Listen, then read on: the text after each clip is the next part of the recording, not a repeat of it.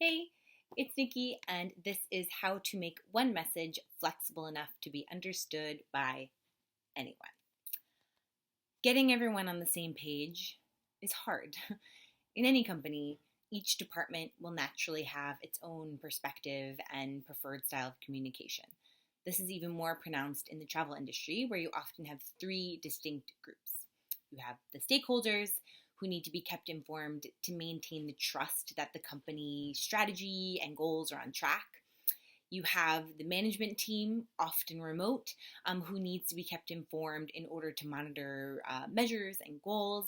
And then you have, of course, the tour guides on the ground who need to be kept informed in order to, one, ensure their day to day activities are aligned with company values and goals, and two, feel like a part of the larger company. This is a super important ingredient in gaining employee loyalty. So you're working with two difficulties here.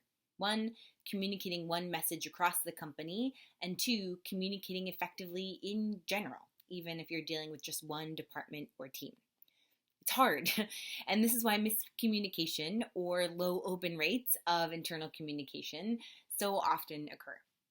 In this article, I will share my favorite communication method that can ensure any message you send can be understood by a variety of people, whether you're sending something out to the entire company or simply trying to get your specific team on the same page. So, this is the format method, or sometimes known as the format theory. It's a long, trusted, and simple way to organize your message to accommodate for different types of personalities and learning styles.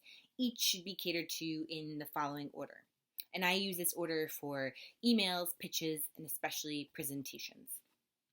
The first one up is person number one. They want to know why. And they need to know why right away. Otherwise, you might lose them right from the beginning. These people tend to be your creatives. They spend time reflecting to find personal meaning and value in projects. They want to know right away why. The second person wants to know what. So after you've told why to the people who need to know why, you need to say what, right? These are your analytical thinkers, and they're going to want you to be more descriptive to tell them exactly what you're talking about. They're going to want clear facts and to see that something is well thought out.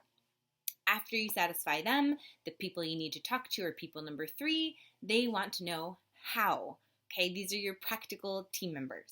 They now understand why and what, but they're curious about how you plan to go about it exactly, right? And then the final person you need to address is person number four, who wants to know what if. These are those who always have a question to ask or something missed to point out. They've listened to or read your entire message, and now they're thinking of hidden possibilities or specific case scenarios that might or might not pop up. Right? Make sure to get ahead of them and their more predictable concerns before you finish. So by crafting your message with these four questions in mind, in that order, you're ensuring that your message is engaging and comprehensible to everyone. So to give you an example, put that all into practice. Let's say I was talking to a small tour operator and explaining why it's important to have regular team meetings. I might go about crafting the message in the following way. The why: tour guides are freelancers and are used to working alone, right? So having regular team meetings gives them a chance to be part of the community, not to mention makes them more attached to your brand. The what: team meetings don't have to take up a lot of resources. It could simply be a consistent meeting that benefits everyone. It benefits the manager by giving them space to give updates and check in with the entire team.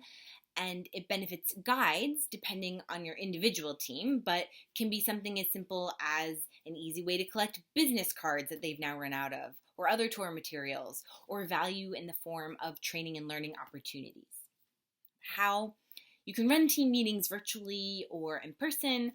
To get guides to meet in person, you'll have to offer something in exchange, either by paying for their time or offering food and drinks.